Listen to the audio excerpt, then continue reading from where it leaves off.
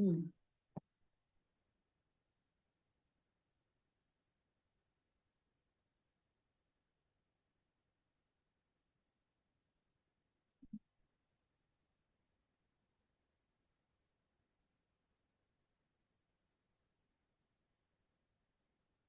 Hey, Joy. And how do we make it stop? Oh, where is it?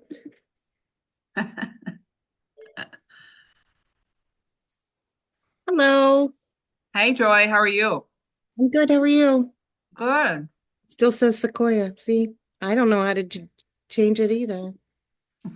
I love that it says Sequoia. I'm always like, Sequoia's here. Did you not want it to say Sequoia? It's fine. I just hope everyone else has their name. Yeah, right. Yes, I'm going to talk about that first. And I'm going to try to slow down a little bit for you. Did you see I even wrote that note to myself? Yeah. Slow down for Joy in capital letters. I forgot. Look at my background. I'm like in the Yeah, Northern Lights. that's nice. Oh, Good God. Oh, yeah, no. I did okay taking notes last time. It was just the attendance. That was rough.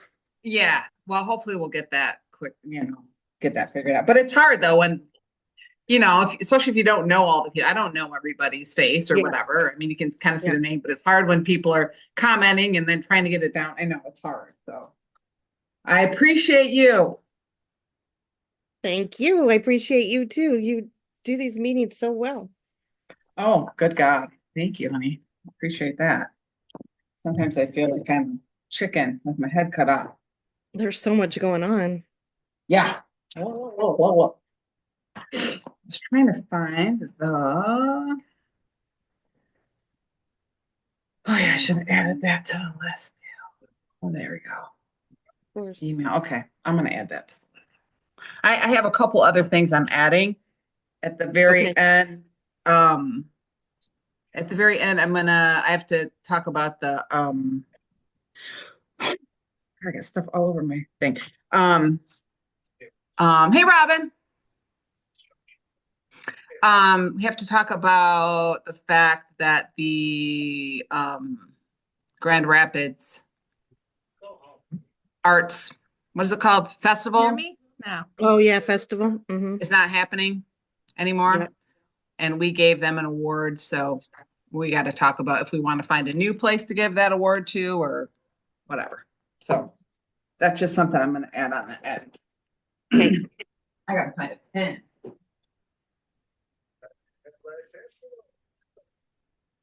Lots of other glazed pencils, but that's not going to help. What a lovely background. Isn't I that know, isn't it? How fun. I wish I would keep have been playing around with the Sweden or colors? whatever. Yeah, wherever Your that head happened. disappears though. You're kind of ghosting. That's okay. That's not a bad thing. Get rid of that head.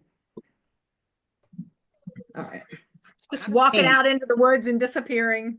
Yeah, that's right. But your woods aren't white. I don't understand. Yeah, right. Well, yeah, I'm just sitting outside in the Yeah, just cold. hanging out in the campground, I get it. Up north so you can see the northern lights. Yep. I never knew how people did that before. When I was setting it up there, I was just started pushing buttons, and I was like, "Hey, cool. Hey, that's a cool one. I Yeah. like it." Yeah, I've usually done the Caribbean ones. So Yeah, that would be really good for this time of year because I'm about yeah. to lose my shit with all. But I leave on Wednesday. Where? Just Cape Coral, Florida. So just Oh, where it's warm. My that's husband's been down there for a couple of weeks and he's like, yeah, it's 89. I'm like, that's a little too hot. I think I will shock my body if I go yeah, from this to right. 89. You'll just Let's turn take it into up. dust. Yeah, Right, right. I just won't be able to do anything. It's yeah. right. I don't know. I'd take that shock.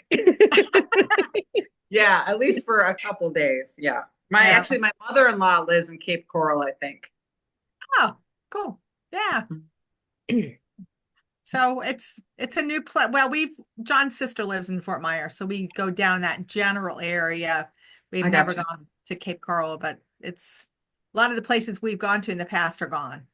Yeah. Oh, yeah. They don't exist anymore. So with the hurricane came through and pretty much between that and the tornado, it wiped out a lot of that area. So yeah. Yeah. So Oh, it will be interesting. I didn't go down last year at all because I was so devastated. I said, I don't want to do that. Like I yeah. just did it between that and I had to move the studio. So, Yeah. but Yeah. Yeah. this year I'm so glad. Yeah. Except This Sunday morning I woke up to no heat. to what? To No no heat? heat. Oh, oh. I'm surprised you So didn't go early. I'm glad it didn't happen when I was away. Oh, yeah. Echo. Yeah. So I may have to um I've had some weird things. I have a cracked screen, and so my computer is attached to a separate screen.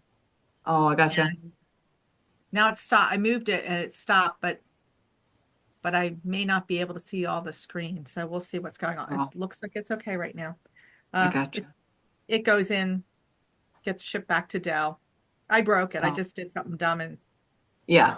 Yeah. it Yeah. fell and landed on it. Yeah. I Yeah. gotcha. So Yeah. anyway, cool. Hi, Chris. Hey, Chris. Hey, Michael. Hey, Carla. Hey, Madeline. Hey, Is that Julie? No, who is that? Who's I'm JP? Jerry. Hey, Jerry. Hi there. As people are coming on here, if your name is not your first and last name, please write it in the chat. Is that how we want to do it, Joy? Unmute yourself for a sec.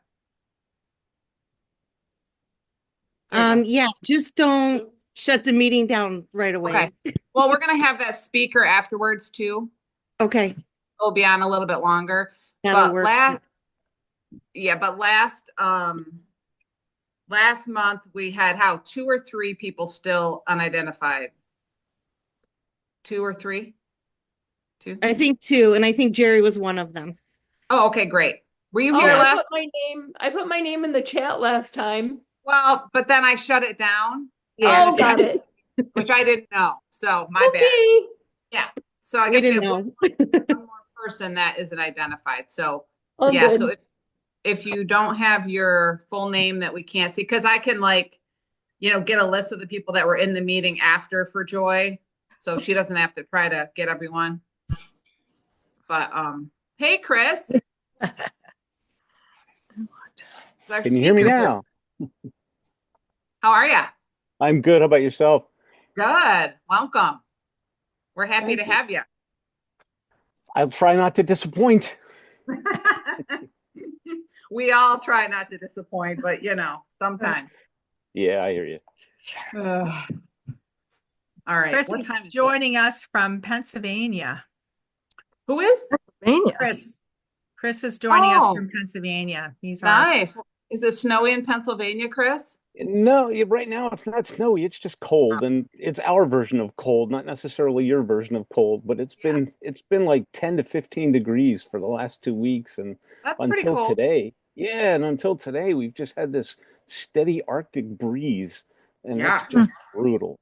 So, But you I'm guys looking don't forward get to spring. snow? We've had some snow, but nothing really to speak of. I think I Okay. used my snowblower once this year. We had maybe 6 inches. Okay, for the whole time. Well, one snowstorm, 6 inches, and then we had a couple of small ones that you could just push out of the way with a light shovel. but they get ice. Yeah. Yeah, we do get ice because of the freeze thaw cycle. Like even my grass is a sheet of ice. Oh, wow. Oh, all right. Well, we got one more minute. I'll start right at 6. And people will have to catch up if they come in late. Who else? Hey, Cameron. Hey, Marina. Hey, Karen. Hello, how is everybody? Good. Hey guys. Everyone okay with I get the February is really bad, and this year has been pretty bad. So I did see a robin the other day, just one. I did too. Yeah, poor buddy. Start video. Yeah. We're not making it out of here alive, unfortunately. Let's see here. All right, 6 o'clock. Here we go. Welcome, everybody. Thanks for coming. I'm glad we're all safe in our homes or wherever we're at. First thing is, if you didn't hear me, I'm trying to see if anyone else has a name that isn't your name on there. Looks like everyone is good. Was anybody, well, no, I guess we got everybody, right? We're looking for the one person that has a weird name that isn't their real name on this that was at the meeting last month that we didn't get to write down their name because Joy was trying to do 40 things at once and I shut down the chat too soon, so we didn't get if people put their name in the chat. But it looks like everybody here has got their name on there. I Okay. think JL Ceramics. Do we know who that is? That's Julie Lowry, I think. Okay. Let's see. Was that the one? I think so. Oh, cool. Yeah, that's Julie. She's Okay. JL. Okay. Cool. Hey, Caroline. Hey, Sue. Okay, so I'm going to try to be a little bit slow. Or Joy, if I go too fast or people are chatting too much, just say, put your hands up like this, and that we'll have to slow down so Joy can get all the juicy details. Okay. Okay. First thing, we're going to just kind of go down the agenda. First thing is the update on the spring workshop. Okay. So I had made, I've been talking to Jonah about this since October. We've had probably 50 emails back and forth, and Cam's been on a lot of those too. I need to ask for $100.16 because extra for Jonah, because what I've tried to do is he charges $500 a day. So I had that figured. I had the earthbound $800. And then I knew there was going to be clay in there. And I knew there was going to be a little gas in there, which was part of our agreement. But I forgot the polymer. We both kind of forgot the polymer until like last week. Jonah goes, oh, shoot, I forgot to add the polymer, which is the gel plates that we're going to use for the workshop. So that added a couple bucks to it. So the difference was $100.16. Because what I tried to do is I was going to charge $145 for the workshop after I'd figured it out, and I wanted to give a little space for, because he hadn't really given me a expenses amount yet. And then I wanted to make it as low cost for people as possible. So I tried to really get it down to like, we're just charging what we're being charged, but then the polymer came in there. So I'm going to make a motion that it'll be at $1,250.16 for Jonah's part of this workshop. That includes the $1,000 plus the gas, which is I think only 20 or 40 bucks or something, plus the polymer and the clay. Do I get a second on that? And then you have, Go ahead. you have 15 people times 135? 130. 130. Okay. Okay. Yeah. So the Yeah. incoming coming in for that is $19.50. okay. And then wow. You guys, is that me? Okay. Wow, I'm like hearing reverb. Are you guys hearing? Let me I don't know what's happening. Anyone know why that was? Don't know. Does someone have their audio on? Hey, Jerry, can you? Reverb happens. Jerry, Robin, can you mute? Carla, maybe? I'm not muted. hey, Jerry, can you turn your mic Are you talking to me? Talking to Jerry Wallace. Try muting. I have it on. I think the microphone is on. Can you turn it off? Turn it off? I'm sorry, what? I can't hear you. I need Jerry to turn her mic. You want me to turn my mic off? Yes. Yes. Okay. For some reason that did something. Welcome, Jerry. Ooh, okay. That threw me off. Anyways, so Earthbound is 800. Jonah's 1250 with 16 cents. Total fees 1950. The difference is $100.16. Gotcha. So if I would have charged 135, we would have been fine, but I didn't. So So you have a second. Is there any more Huh? discussion, or can we just vote? no, I just need a second if people are okay. Michael's seconding that. I seconded it. Okay. Can we have a vote? Is that cool to increase the spring Is there workshop any more budget discussion? $100.16? Yes. We vote.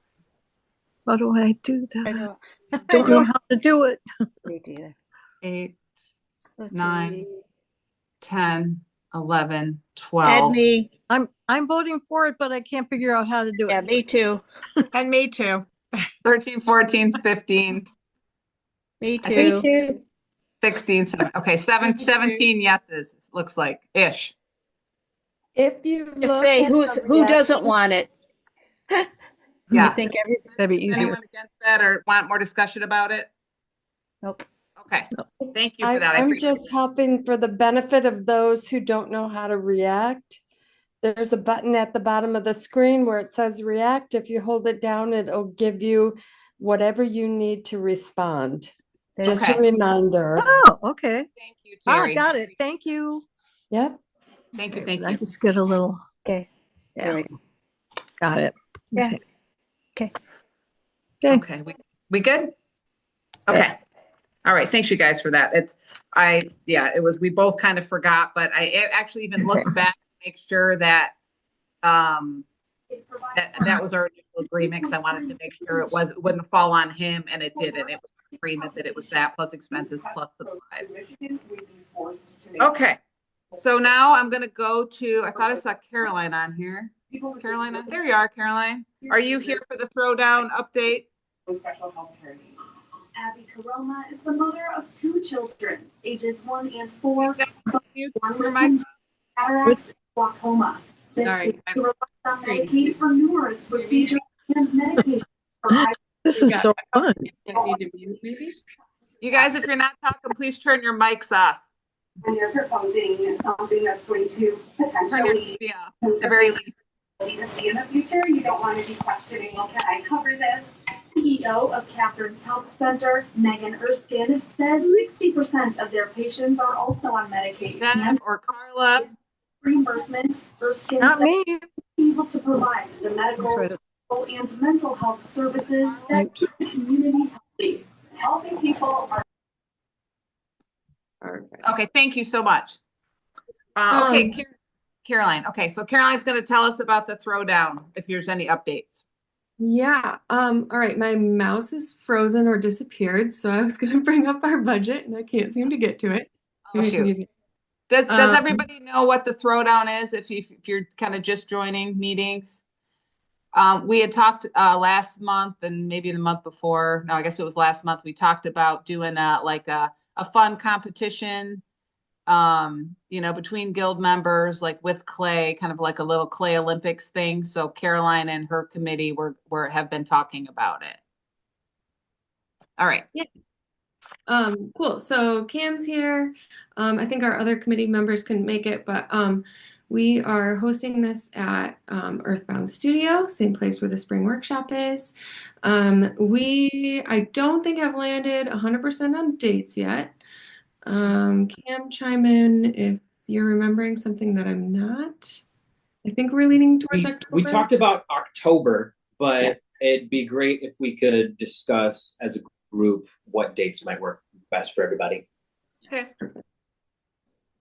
Does anyone have a weekend that wouldn't work for them? That was planning on participating?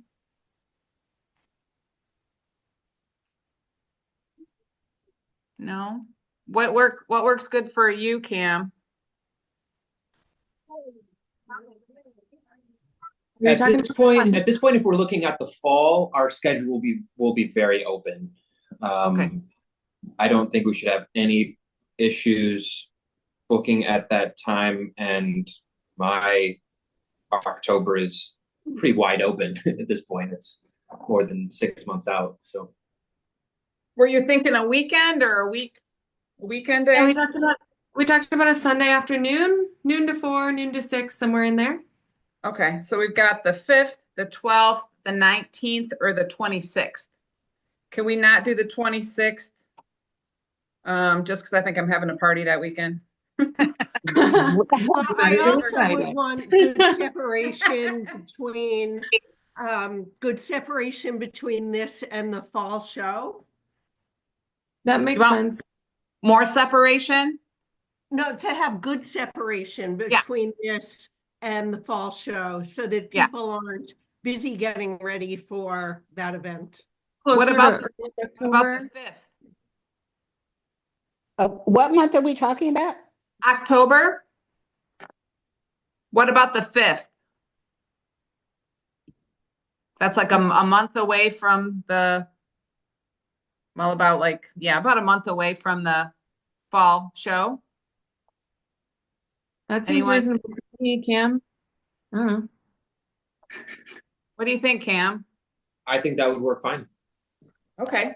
Want to shoot for that? Does anyone have any objection or other ideas? Well, you have to consider, we're also looking at that the third weekend in September as being the Naked Raccoon weekend, if we can finalize that. So that's the third. So that's the 20th is Naked Raccoon? Sorry. My computer just totally went on me. So I'm back to my phone. I have to look it up again.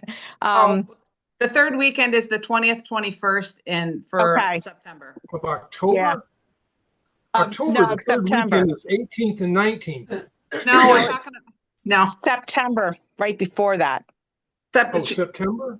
Robin was just saying that the Raccoon workshop is going to be close to that. So, but that's September. We're talking about October for this event. So it'd be 2 weeks before that. Yeah. 2 weeks. Does that work for everybody? So tell me the dates. So the date would be October 5th for the throwdown. Right. And the weekend of the 20th and 21st of September for the Naked Raccoon. Okay. That sound good to everybody? Have a little couple weeks in between and then a month until the fall show? Okay. Can I make everybody aware of something? Sure. Please. The third Saturday and Sunday is a studio tour down here called Arts and Eats.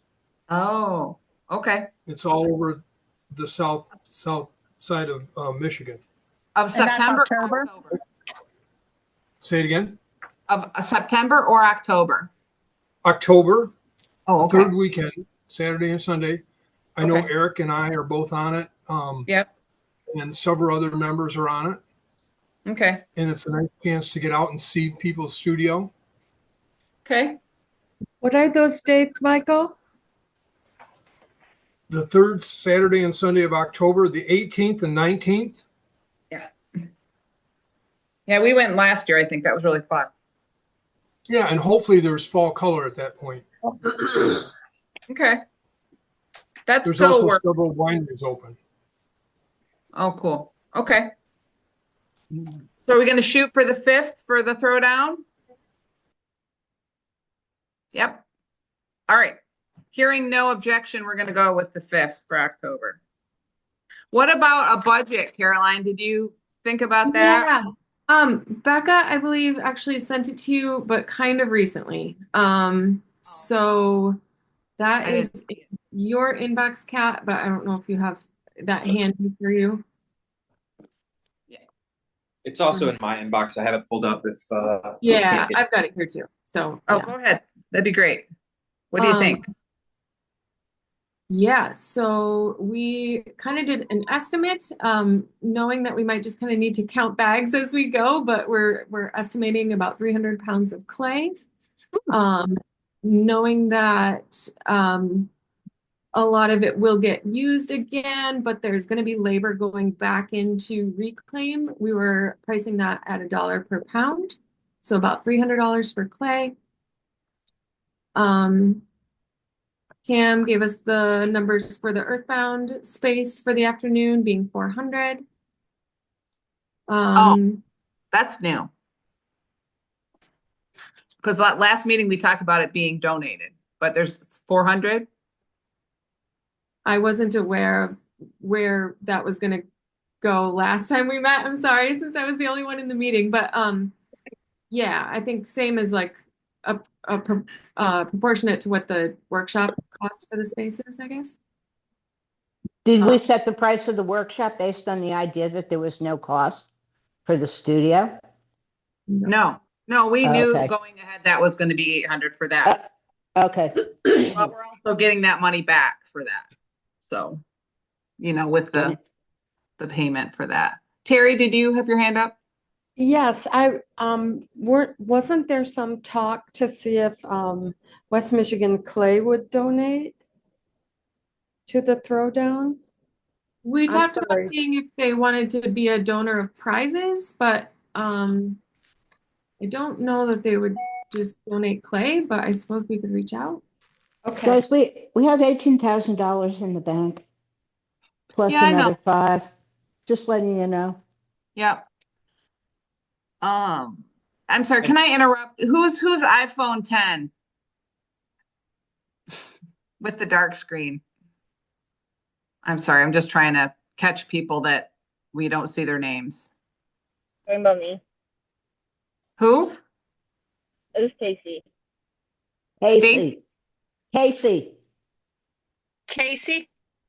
Casey, okay. Yeah, sorry. It's not Casey because Casey says Casey's iPhone. Yeah, no, yours says that's what it said. Now there's one that says iPhone 10. Yeah. Whoever you are, put your name in the chat or you won't get credit for the meeting. It's a hacker. No, it probably isn't, but if we don't know your name, we can't put you on the list. Okay, so back to the event. Okay, you so can vote them out, Kat. Huh? You can vote them out. No. You can. You're in control. Really? Yeah. I don't feel like that. Just in general with the world. I'm just talking generally in the world. Okay, so back to budget. So we're talking 700. Yeah, and then we had put in estimated numbers for prizes, and then really looking to also hire a professional photographer, or videographer, based on some of the things we talked about last meeting about wanting to have this be an event just for guild members, but then also being able to use any photos and videos to promote the guild to outside folks. So Becca has a contact that she's going to try out first to see if they can do it. And so we budgeted $200 to $500 for someone to be able to take on that role. So altogether, we're looking at clay, space, prizes, and a photographer, videographer for a total of between $1,400 and $1,700. Ooh, okay. That's much more than I thought we were talking initially. Okay. What do people think about that? It's more than we've done for anything before. I guess you would have to look at who benefits from it, who is able to be there, and I know, like Judy said, there is money sitting there, but you want it to be spent where everybody is going to be able to benefit for it. The one thing there, this is open to everybody. Yeah. So that's a positive. I don't know what the prize and I guess what was it? The prizes and the videographer were the two things that you hadn't talked about as far as money, what the costs were on those, but that's probably close to $1,000 there from what I'm looking, about 1,700. Yeah. Yeah. And one thing we tossed around as a group is that, you know, if everyone just wants to do this and they just want to have fun doing it, like prizes, we can just change that whole budget. And, you know, we could go from, you know, purchasing some fun tools and stuff to having it just be more of like a fun event. So that's totally an option. I will just also say that I believe that no one on the committee has been part of a guild event like this before, so we didn't know how, like, any range of number for what was reasonable at all either. So, all right, yeah, I guess I would love to actually hear what you thought it would be, and then we can certainly go back and make adjustments, no problem. So, okay, I've got a couple of hands up I'm going to call on.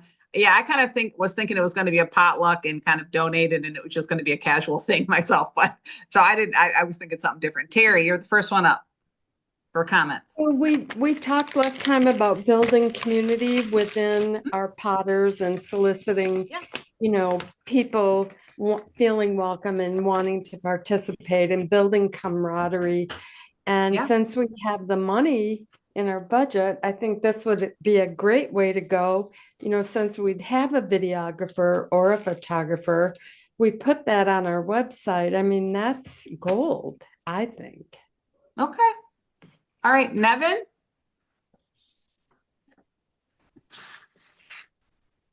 You got to unmute your mic, Nevin. All right, there we go. There we go. Yeah, I think what Terry said is just, if it's open to everybody and just have a wonderful, fun time. I don't know if prizes are necessary. I think just the whole camaraderie thing will be good. And if it's open to everybody and everybody can come and participate, then I think the photographer for the advertisement, getting out on Facebook and Instagram and our website is wonderful. And just the bonding, it will be great. Okay. And then Madeline had her hand up. Yeah, hi. I'm wondering, with an event like this, which I think is a terrific idea and a lot of fun, if you could just start a little smaller the first year, troubleshoot a lot of problems that could come up, what works out, get the word out that this is something that happens, and then move on and, increase that budget the next time around. Okay. I also have a question for you, Cam. I know we had talked about, like, with the spring workshop, 15 was the kind of the limit, or no, that was maybe the limit for Jonah, wasn't it? What's your limit for your space in terms of having people and having people have a little space to do stuff in? Well, I think we have 10 wheels any one time. We have 10 wheels. Yeah, 10 wheels. I imagine we won't have more than one event going at any one time. And they're all, Caroline, you can correct me if I'm wrong, but we discussed them all being throwing competitions. So 10 participants at any one time, I think 20 to 30 people. I don't know if we can close the studio off to our other members. So there may be other members. We have to keep a couple wheels open for them. Hopefully this gives you an idea. Okay. I know that we do have some hand builder only folks. So if we could have some hand building things too, that would be good, I think. We definitely talked about it and had some fun ideas for events. I think, Cam, was it a problem with just like not enough table space with food and hand building? Is that kind of what we ran into? Yeah, if we want to have a potluck, that will more than likely take up the space that we would need for hand building. Okay, then we can figure it out, but we haven't even nailed down a list of events. So I guess that's open to suggestion as well. I could bring a couple of extra folding tables. I mean, don't we all have those kind of things? Do you have room for that? Table. Yeah. Do you have space for if people bring extra tables and things like that? we can make space. Yeah, I mean, we won't be glazing, so maybe we can put it over the glazes. It'll be tight. That was my only wondering too, and I haven't been there since the opening, but yeah, I was wondering if there's anything that can go over the glaze, your lovely glaze area set up over there. Do we need to think about looking at a bigger space for this? Potentially. What's that? Could be open to that potentially if it's necessary. The other option could be putting, when you're not using the throwing wheels, tables can go over top of them. Oh, that's true. Yeah, to do some events that way. I've done that, you know. Yeah, if we have a few people going on the wheels, we could even put a table over, you know, for the wheels or something like that, and do some hand building simultaneously. You also have the outside space. If the weather's great, just October, go as long as outside. it's raining, we could totally utilize outdoor space. We can We've also got set up. tents. A lot of us have tents. We can put a tent up over the tables for food or whatever. Sure. Yeah, that's a great idea. That could work. Okay. I have a couple hands up, Terry. Cameron, I don't know what's in the back of the building if you have a parking lot, and I agree with Nevin about putting up a tent. And then I don't know, it could be an option. Would you all be opposed to going out to the Grand Valley? I could ask. As an alternative to Earthbound? Yeah. You know, it's just an idea. Could work. I mean, I'm willing to ask if you would like me to.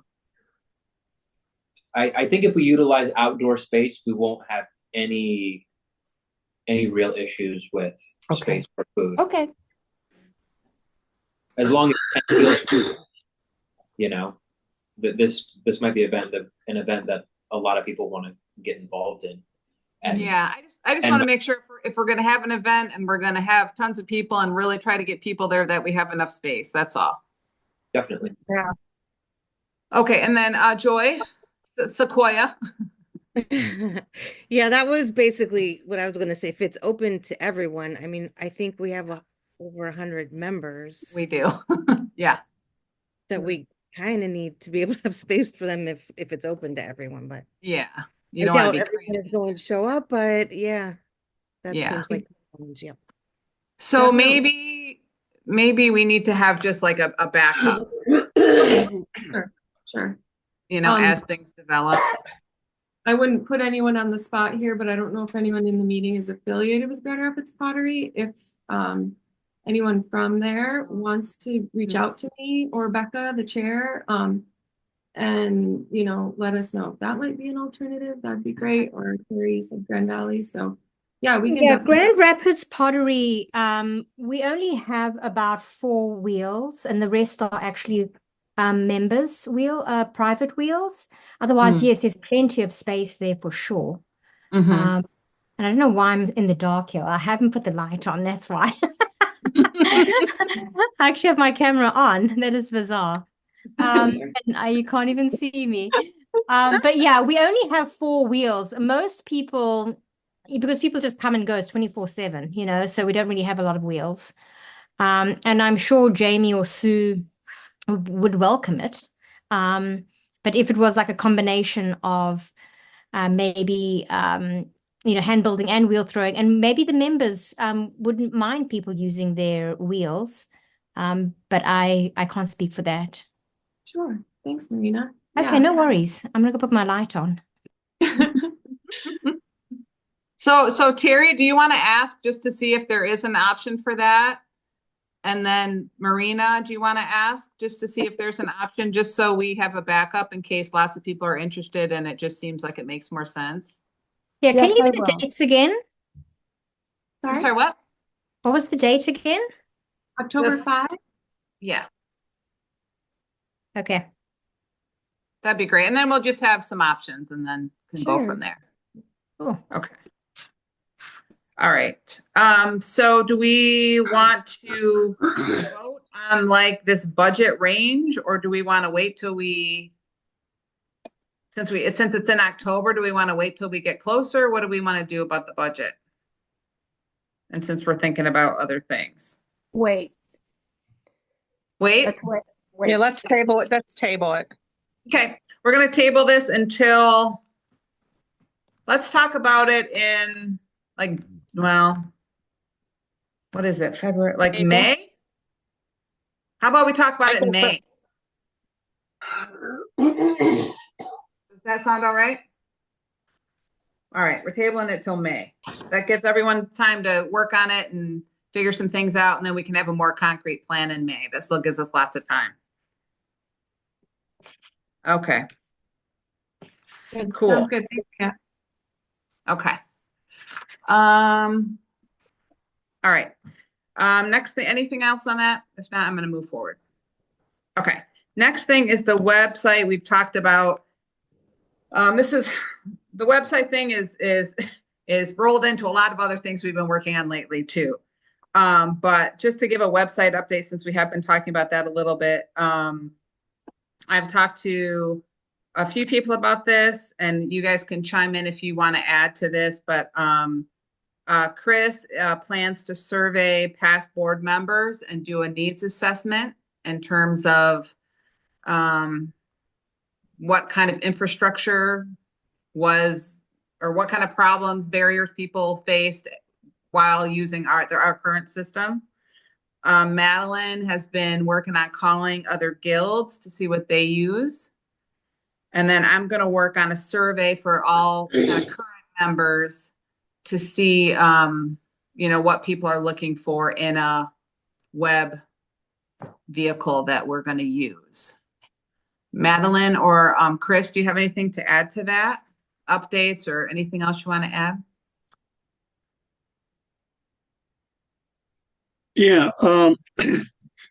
What I'd like to say is we've gone through I would say a hodgepodge of different ways of doing things whereas in this digital age. And one of the things I would like to do is reach out, and I will be doing that in the next week or so, reach out to past chairs, secretaries, treasurers to say, okay, in what we've done to date, what has worked for you and what has gotten in your way? And I'm going to get a form ready on the website, or as far as the Google Docs website, so they can answer those questions and let us know for different aspects of the guild's process what has worked, what has not worked. Because there's, of course, the shows that we do, then there's the workshops that we do, then there is the day-to-day activity of here's the members who are current, Yes, and all that kind of stuff, just trying to get to a feel for what has worked, what hasn't worked, what do we need, and then in and around that, what do we need as far as a web presence? great.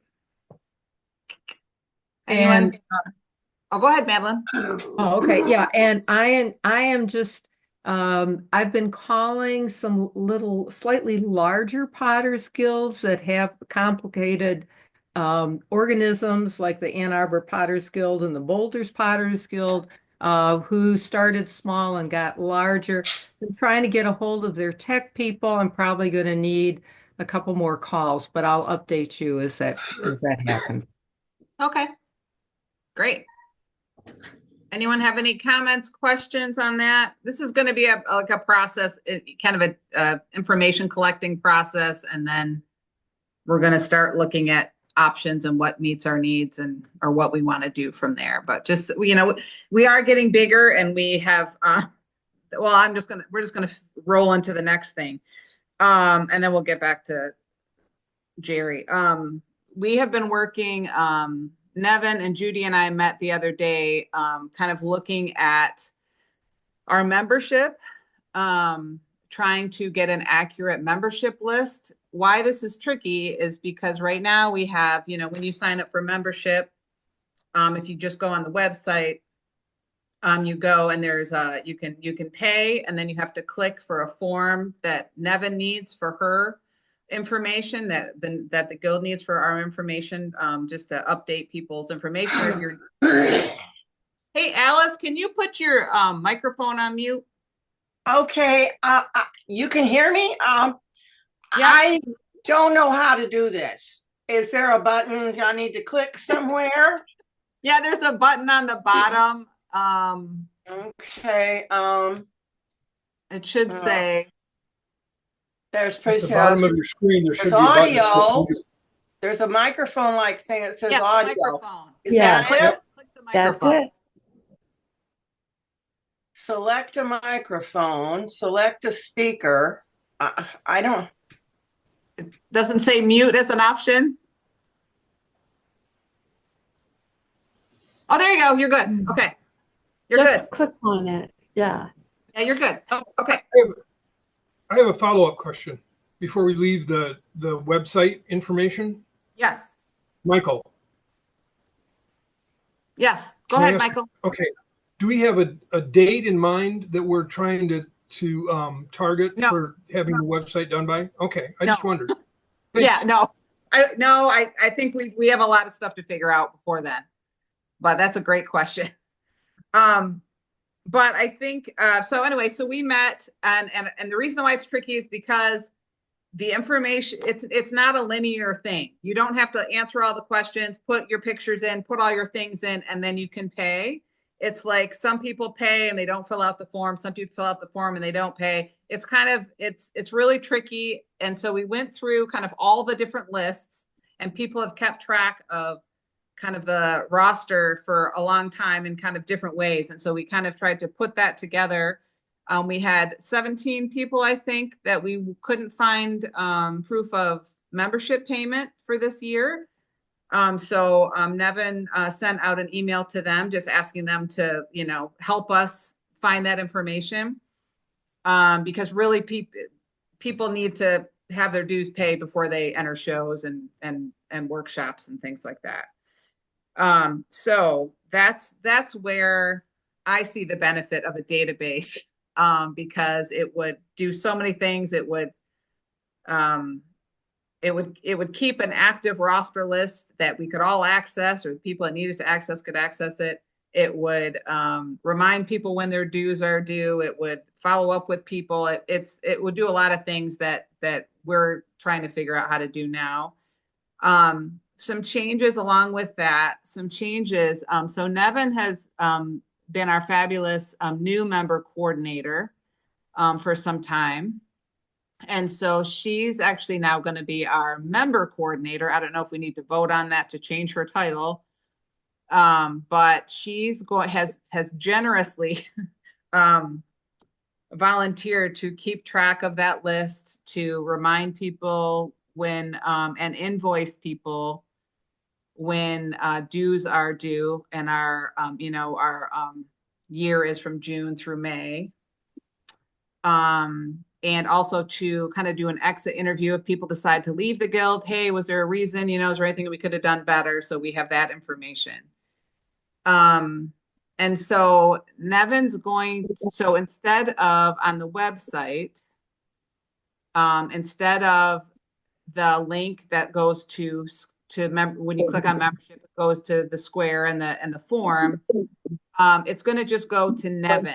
I'm going to change that pretty quickly here. And it's just going to go to Nevin, and which is kind of how we used to do it back in the day before Square. And so it's going to go to Nevin with a request for new membership, and then she's going to reach out to people and kind of get them through the process right now, to make that a little better for us to keep track of that. Nevin, do you want to add anything to that? Did I miss anything? No, I don't think so. Once they become a new member, or request to be a member, then I will invoice them, and I'll do that. Give them options. Either I'll give them the link to Square, and depending on what time of year, what the cost is, because the Constitution says after December 31st, it's half price, of their membership. And then I'll invoice them for that. And it'll either have the option to go through Square or to email a check, because not everybody does the computer thing. And then the check will go to Judy, and Judy and I will keep track of what's going on. So hopefully we can have a very accurate, clear membership list as we're going forward. Hey, Nevin, how many responses did you get to all the emails you sent out? I've got two. Oh, geez. One that sent a photocopy of their invoice from Square that somehow we missed, so they're good. And then another one that is just a newsletter only. And so then I will move that down and color code that, so we have a section on our membership list. So those of you that are doing shows, you can see at the very bottom of that list, these people only get the newsletter, which they don't pay for, but they want to be part of our information and know what's going on with the guild, but they cannot participate in workshops, or they cannot participate in shows. So that'll be color coded, and it'll be at the very bottom of our very long membership list. Yes. And so I'll send out information. I'll give them a couple weeks again, and then ask them one more time. And if not, if I don't hear from them, if I just get crickets, then I will move those names out of our current list. So give them one more chance to respond. Yeah. Okay, Tom, did you have a question? Yeah. So I'm changing the guild's website on that member page. What exactly you want me to say? What do you want me to put there? Say new membership information, contact Nevin Allen, and my email address. And your email. Okay. Yep. All right. So that's putting a lot more on Nevin, but that'll keep us a lot sure more. does. Yeah, it really is. It'll keep it cleaner, and Yeah. we'll know who's members and who's not. So until we can get the website up and going and all of that, this is our temporary fix. Yes. Tom, can you add a link to an email for Nevin, so that it's more what they're used to seeing? They click on it and it creates an email to Nevin that says, Yeah. hey. Yeah, it does that automatically. Yeah.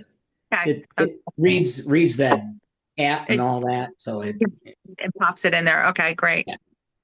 Yeah. Awesome. Okay, anything else on that? Okay.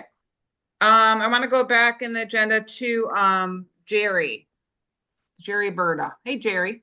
Do we need a budget for magnets or for anything? So Jerry had the great idea of making magnets that we would have available at the shows, at the spring show. Yeah, there it is. Look at that. How cute is that? Yay.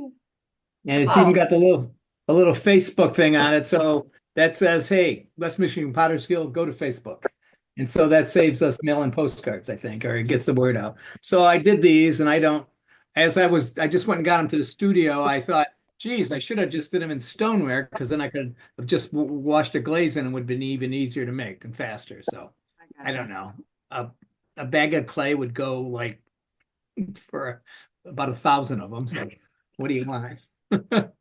That's probably what we need, actually. So I don't know. Magnets are like, the ones I buy are like 13 cents a piece, I think. Yeah, that's what they yeah, that's the biggest expense, and a little bit for epoxy, but no big deal. And I'll make some. I'll just volunteer to make some too. I'll just whip some out. Yeah, and actually, if anybody else wants to do it in their style, like they can just do a cookie cutter of something of that they like, and I can just provide a stamp, and so they can make it and they can hand it out. And so that way, it's like you're encouraging your stuff while you're doing it, which is a good thing too. So, there's lots of ways. And so I don't know, are we planning on getting these done for the April show? I don't know. I mean, I can. We can get some done. I guess we had the last talk, we had 1,200 people paid for or bought stuff when they were counting, when they were doing customers or something like that. So, I mean, that seems about the right amount of people that would come. I don't know. Do we want to have like a magnet for everybody that comes, or is it like the first 200 people get what do we want to do with that? What do you think, Robin? I would think that if everybody's handing them out to somebody that does a purchase type of thing, if we have 40 people and the first 10 each one, that's 400, isn't it? Is that too many? Yeah. Well, or we could hand them out at the booth where we're signing people up for the. Oh yeah, that's definitely. Oh, that's a great idea. Yeah, no, they get it when they give us their email. So how many people gave us their email last time? 800? 600? 540. 540. Jerry, we got to work. Okay, so. But that was because only one day, so. But I mean, different people, like Casey said she would be willing to make some too. It would be cool if we could make them and we'll just put them all in one spot. People can pick the one they want or whatever. People can contribute to that. Right. I think it's a very simple guerrilla marketing thing, and I think it's great. So, and these are actually, as I'm making these, I'm figuring easier ways to make them so we can make more and make it fun. And so do we want to do something where if people decide to take this on and make them, that they kind of figure out a price and then let Judy know? Or how do we want to do this? I think we should just come up, hey, we'll give you 25 cents a piece or 50 cents a piece, or I don't know. I just think we'd just give them some clay, or pay a little bit for clay. I mean, the firings, it's like it was done inside a kill, unless you're going to do it seems like you always got a couple of shelves in a kill that you could add an inch shelf to. Yeah. I don't know. That's how we work. So I don't know how other people work. So yeah, no big deal for us. Yeah. But making 500 of them is a big deal. Yeah. Yeah. Well, yeah, if everyone so Casey said she would, Sue said she would. I'm happy to do that. Me too. Okay. Robin. So I'll do it. So yeah, if you want to actually, if you really want to drop a little design, I will make a stamp. So so the resin's a little bit to pay for the resin. A liter of resin is $17. You can make about 100 stamps with that, so it's no big deal. So would you like just to have people email you if they want to do it, and that you can send them a stamp or whatever? So contact Jerry if you want to do it. You want to volunteer to do it, contact Jerry. Okay. And he'll set you up. Yeah. Does that sound good for everybody? Right. And then you have a Facebook symbol on there. But what about also an Instagram symbol, because we're both on Facebook and Instagram? Who is on Instagram that's not on Facebook? Lots of people. I post I post for the guild on really? Instagram. Yeah. A lot of younger are not younger people. It's a younger do it, but I don't. It's like it seems, okay, I don't know. Yeah, a lot of people my age are not on Facebook. Yes. Okay. Facebook is kind of are on Instagram. Whose age? Hey, I don't know who Cameron, said do you that. have You know what I something? said? I've been Cameron? banned from Facebook. Well, I not just- even- I'm on I appealed Instagram. twice and they still banned me. Oh, Okay. well, Okay. you're a rebel. Hey, Cameron, what did you have to say? You had your hand raised. I just raised I am on Instagram, but not on Facebook. I'm one of those people. Yeah. Okay. Yeah. The young person. It's a young person's thing. Okay. It is. Yeah. Younger. It's 'cause I'm- fine. It's fine. I just, it's like, hey, Yeah. It's all the same thing to So me. if you want to do magnets, I guess get with Jerry. I also think people could you can make your own, like you said too, and then there'd be kind of variations would be kind of neat too. Yeah, if you got a little cool shape you want to cut out, okay, Yeah. and I can just make you a stamp. I can just send you the information. I can just send you the stamp, or Perfect. If you want to spend, it costs $6 to send because I made some stamps for down in Oswego. What's his name? The butter. Mike Taylor? No, not Mike Taylor. Eric. Eric. I made some Eric? stamps for Eric, and the biggest expense was the $6 to send the thing. So, but yeah, we'll Okay. figure it out. We can get it going. I just, I'm just right. I like it. I think it's fun. I think it's a cool thing.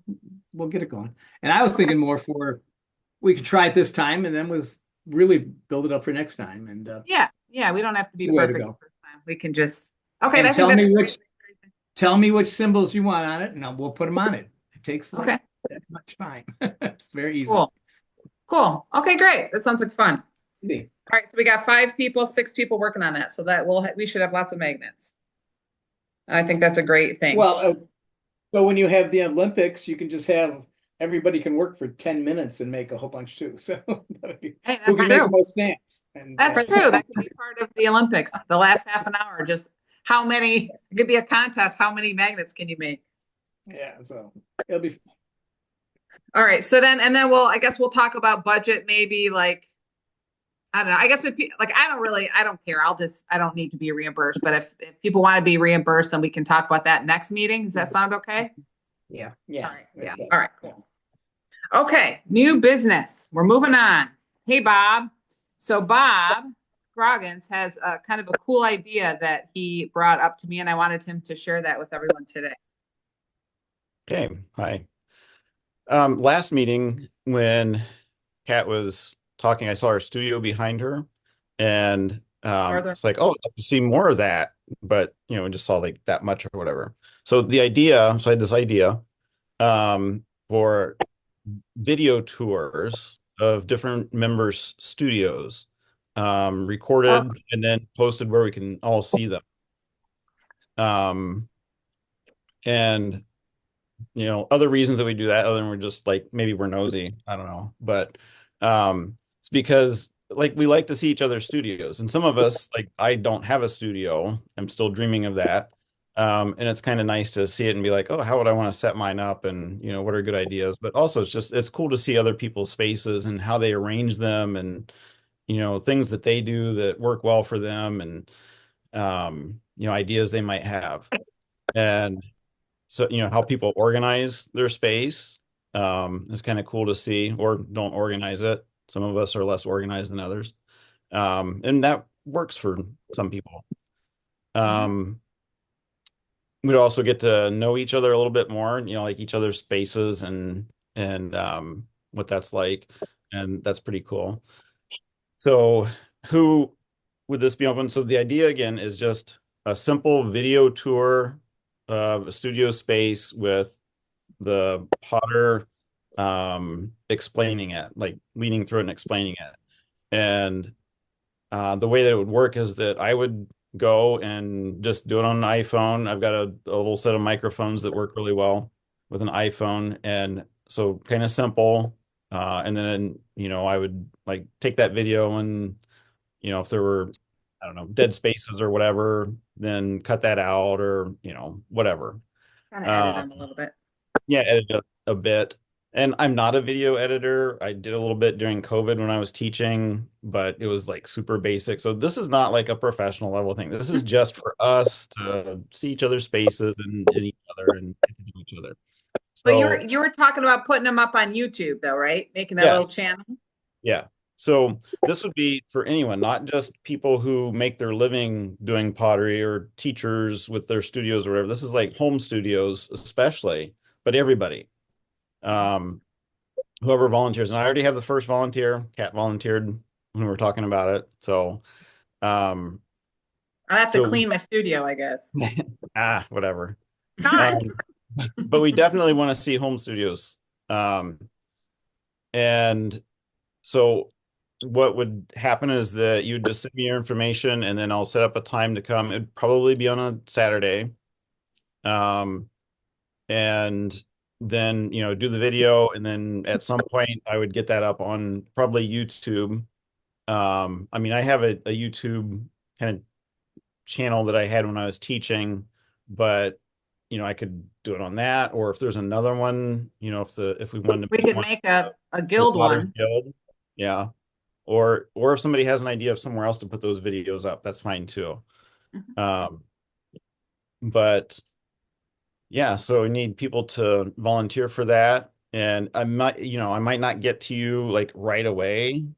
But eventually, and I don't know, maybe I would put up, depending on how many people volunteer and how quickly it gets rolling, maybe one a month, maybe two a month. It just depends on what we get.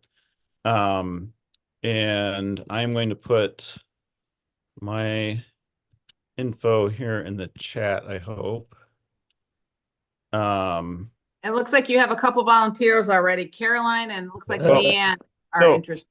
if you're volunteering, then I just put in the chat ways to send me that information. So what I need is, if you look over on the chat, your name, your studio address, because I am like I'm between Holland and Hamilton, so I would have to kind of plan it if it's a ways away from me a bit more. And maybe combine different ones on the same day that I can video. That would So make name, sense. address, yeah, phone number or email address so that I can get back in contact with you.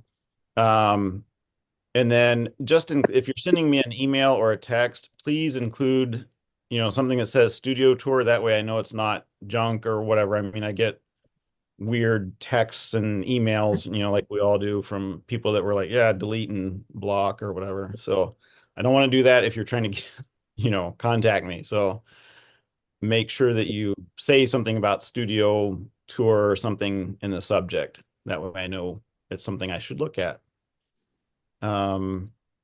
Also, email me, or you can even put in the chat right here, if you think of it while we're still in the meeting, questions that you would want to ask someone, about their studio space. So it's not going to be a live video. It's going to be, me going and recording. So, we wouldn't be able to be like, oh, on the Zoom meeting right here, asking as it's happening. So I want a list of questions that I can pull from to ask people, okay, what do you do for your sink and clay, have a clay trap, or do you just use a bucket system, or, stuff like that, that you might want to see how other people do things and get ideas. So, yeah, so send me questions. And if even if you don't have a studio that you can volunteer to have us tour virtually, then, you can have questions. So send me those. Bob, do you want me to send out an email to everybody? That would be with great. Kind of a little thing with your email, and then people can Yes. respond to you? Would Yeah, that be that'd be helpful? awesome. Okay. Yep. I'll do that. I'll send that out to everybody. Madeline had a question. Madeline, did you have your hand up? There you go. Yeah. I think it's a great idea. And, but I think it'd be a lot of work for you, but I think can people just make their own little video tour, so you don't have to do all the work. And I think that's encouraging.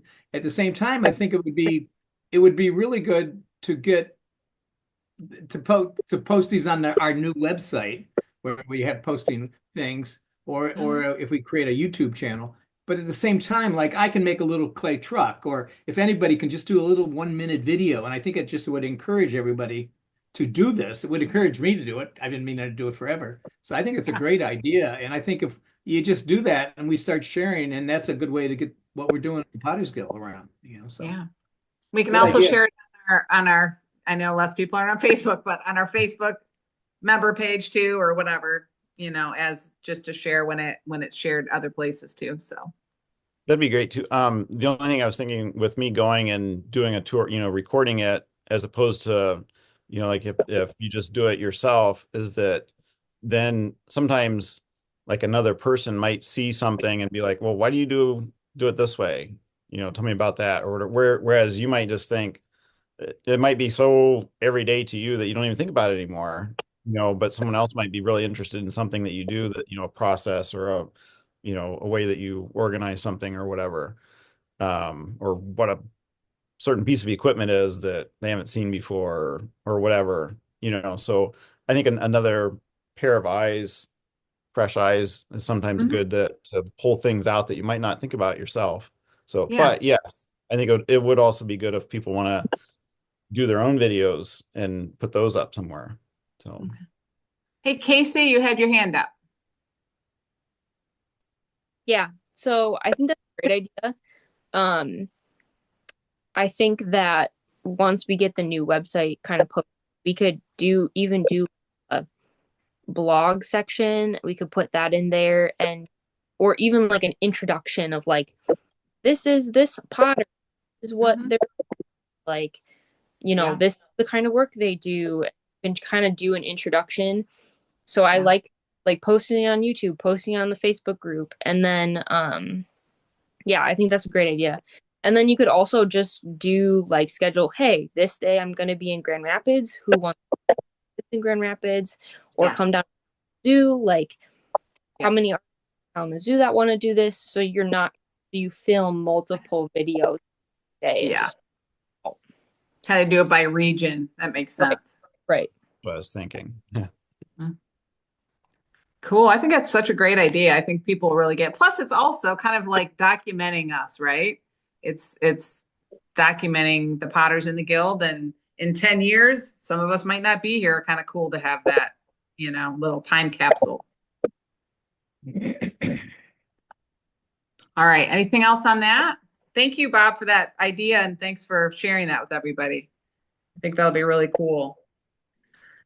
The one thing I did want to say, going back to, because I'm kind of going through and these things, is that for membership and stuff, that Nevin's going to try to get the invoices for the for the 25-26 fiscal year out around May 1st. She's going to be sending those invoices out to everybody for membership dues. Next thing I want to talk about is workshops. I know we were trying to, I think Deb had put something up on the Facebook page just asking if anyone had ideas for workshops. I did want to, and I also have some information from I put a survey out several months ago, half a year ago maybe. So I do have some information from that too, but wanted you guys just to think about the kind of things you'd want to see in terms of workshops for next year. I did talk to Leanne Frame, who's on here somewhere, I think. There you are. She's iPhone 10, Kat. Yeah, I know. I got it. Yep. Thank you, Judy. Okay. Thank you. About doing a Narrowcomey workshop. What do people think about that? I think that'd be really fun. Anyone have ideas or what kind of workshop did you say? Narrowcomey? Do you want to talk about it, Leanne, a little bit? You got to unmute your mic. There we go. There you go. Narrowcomey is Narrowcomey. Sorry, I messed it up.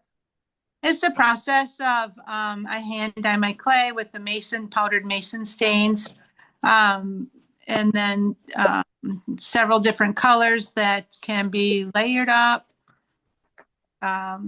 shaped, put into patterns, cut, and then worked into larger pieces, sort of a hand build and wheel thrown. I do a combination.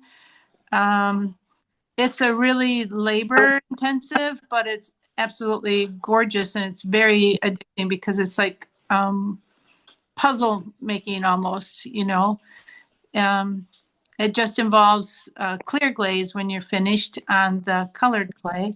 But yeah, it's a lot of prep. I don't want to scare you all off and say, oh my gosh, it just sounds like too much work, but it's a beautiful process that allows for creativity and pattern making. I can show you. Oh, you can't see it. Kind of like, where you can see the pattern all the way through the clay. So this is a Nerikomi. I don't know if you can see it. Yeah. And the pattern on the top. So that's There's all another one. like painted on. That's just different colored clays that are mixed together to make that. Right. Yeah. Right. Let's see. Let me find a light. Like that. Oh, my Northern Lights is taking over. Yeah. I might have another one here. Well, I know I do. I'll show you. I'll show you my whole house while I'm going ahead. No. Talking about tours. Yeah. house We can go tour. downstairs. I got a lot of stuff on tour right now. So a lot of pattern work. So this is just the white porcelain, and then this is all patterned together. Pieces of clay are put together with slip and scoring, and you can create, abstract works or more intentional patterns. Yeah, I enjoy it. It's Madeline asked about the spelling. It's Nerikomi. Nerikomi.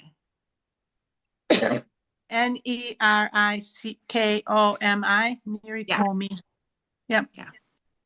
So there's a lot of it online too. I mean, you can look it up.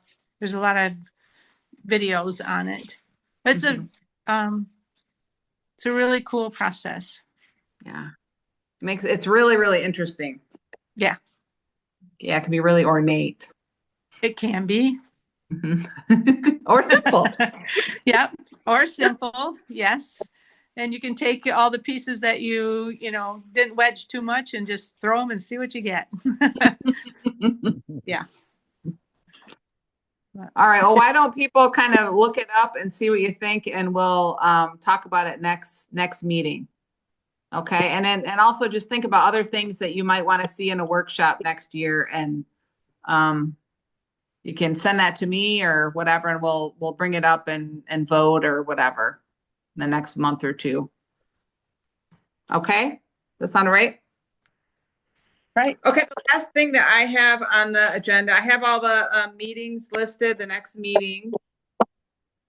Before, I guess, we'll talk about that in a second. Okay. So the last thing I want to talk about today is that the Grand Rapids Art Festival is not happening this year.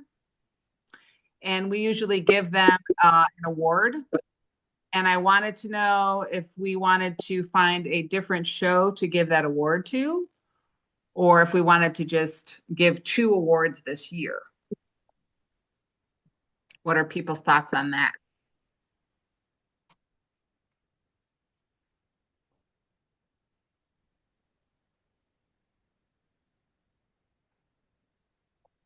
Do we give any awards? Is it the Holland Area Arts Council? They have a show. Are we there? We give to the KIA and then the regional. Okay. Right? Yeah, But those are the 2 I know. Yeah, that's a great option though. Anyone have thoughts or ideas about that? Go ahead, Madeline or Jerry. Yep. I was there you go. I was very sad because we participate in there, and it's great. I know. And actually on the street too. So came as a shock, but yeah. Hopefully somebody else is going to be doing some kind of regional show. So that's what we're trying to, it would be good to do. So once that happens, it would be good to support that. But yes. Yeah. But what about the Lowell show? Okay. The one that's going on like soon, or one later in the year? It just was. Yeah. No, there's one that opens on the 22nd at Lowell. But how much ceramics is in it? Oh, well. So. Yeah. We'd have to make sure there's a good. I have a piece there, and I'm just kidding. Yeah. Well. So yes. Well, you deserve a prize. So do we want to people brainstorm on that? Do we want to look at Holland? Holland has a couple juried shows each year, don't they? Like that open call Yeah. show, juried show.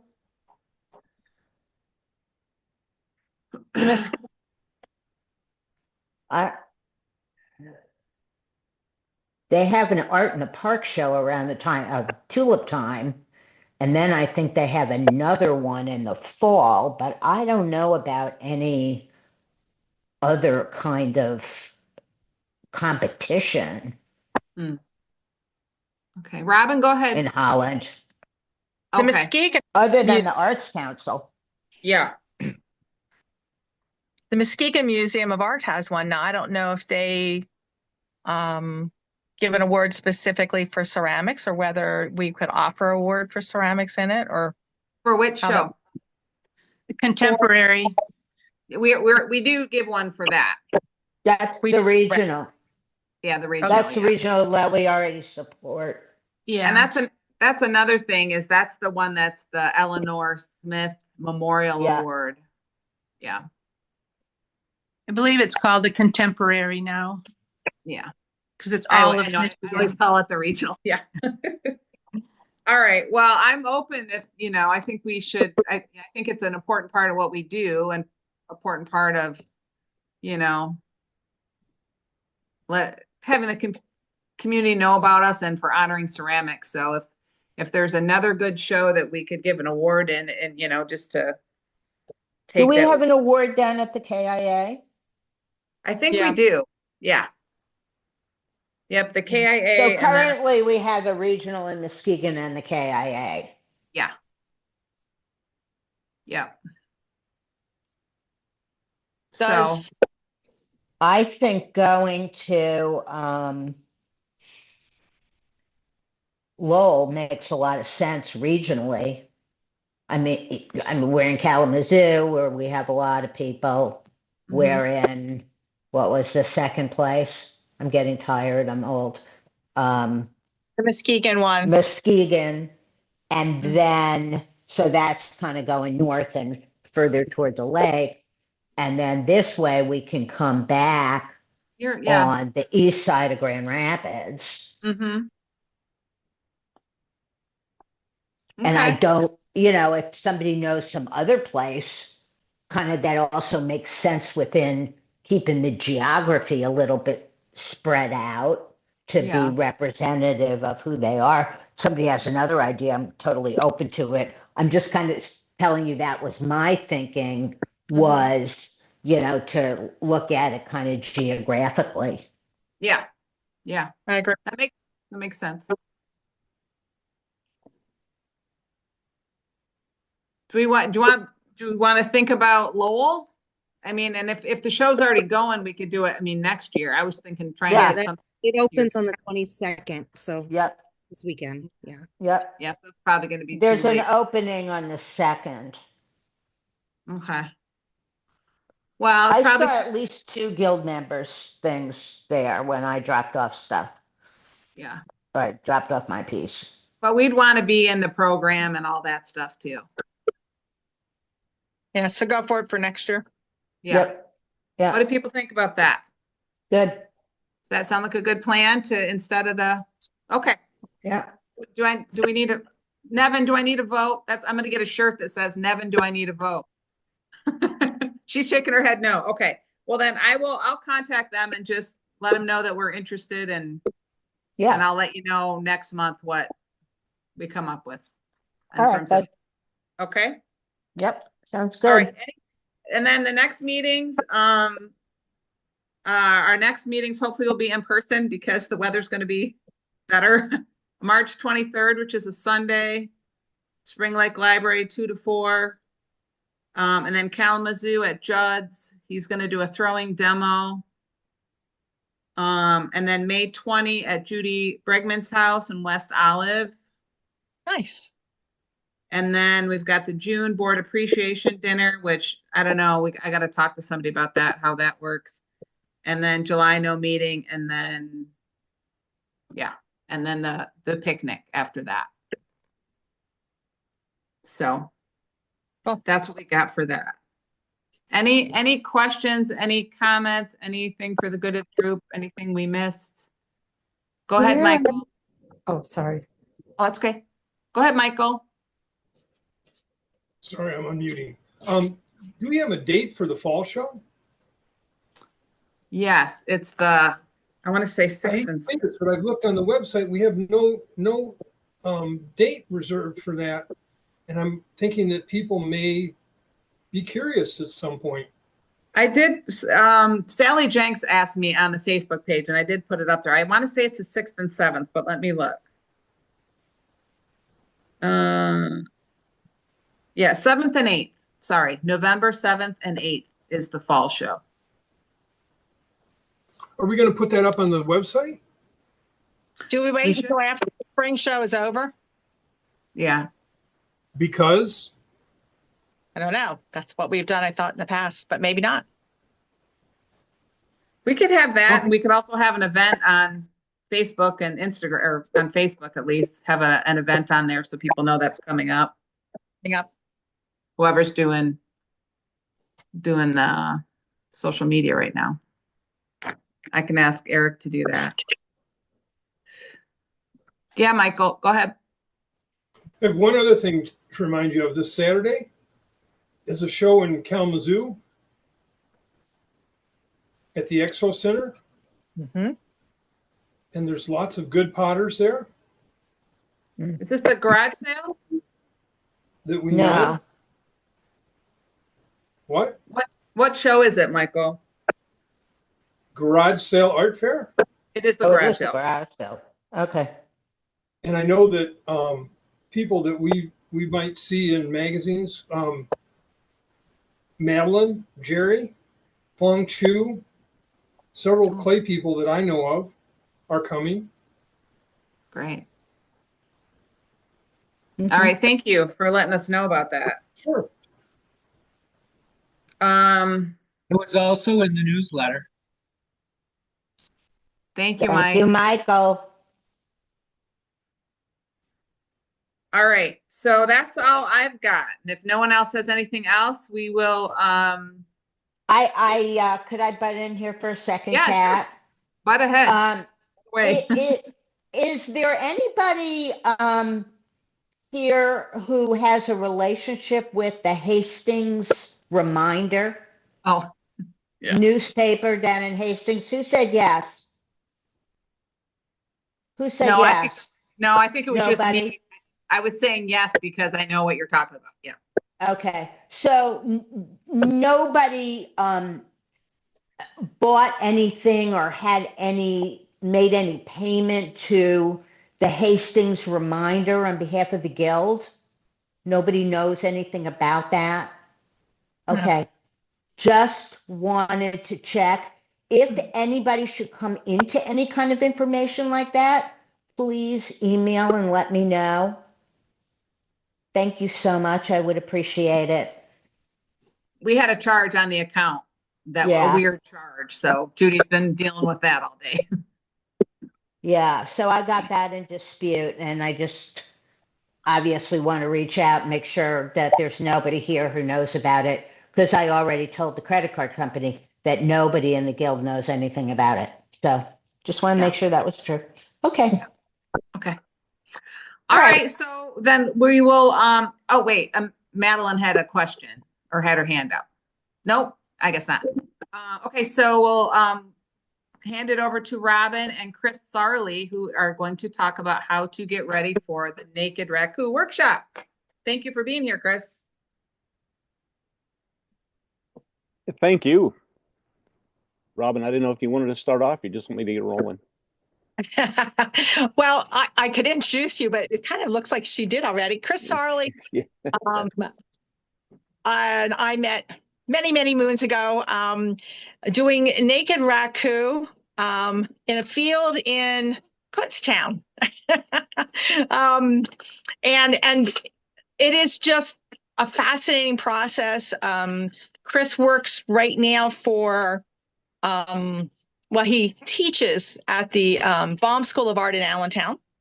And we've been lucky enough to have him work with the Potters Exchange that I belong to in Pennsylvania, and do workshops with us to do naked raku. And he'll talk to you a little bit about the prep that goes into that. And that's what we're looking to do in the fall. And I thought this is a perfect time to make pieces and prepare them, because as we get busy and time gets in the way, last minute, we're trying to pull pieces together. And sometimes naked raku pieces take a little more time because they have to be burnished and things like that. So Chris will talk to you about that part of it. And Chris, I'm going to hand it over to you. Okay, sounds good. Thank you. Yeah. Where's this workshop taking place? Well, that's one of the things we're still working on the location on them. We thought we had it pulled together, but it doesn't look great right now. So you and I need to talk, actually, Judy. You're on my list of people to call tomorrow. So okay, call me. We'll talk. Okay. Okay. Thanks. Yeah. Okay. Yeah, I like to tell people that weekend we were smoking pots at a Naked Raku festival. Wah, wah, wah. Wah, wah, wah. I thank you for having me. I just wanted to go over briefly some of the things that that we've been talking about in terms of the Naked Raku. The good news is you get to wear clothes. It's the pots that are naked. I have a few slides just to go through. Let me share my screen. And please, if you have any questions along the way, just ask. I don't want to just sit here babbling. It's boring for you guys, and it would be just boring for me to do too. So I think we got this squared away. All right. Somewhere here.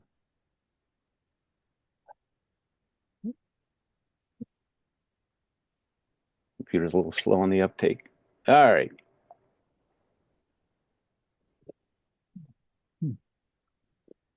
Bear with me here.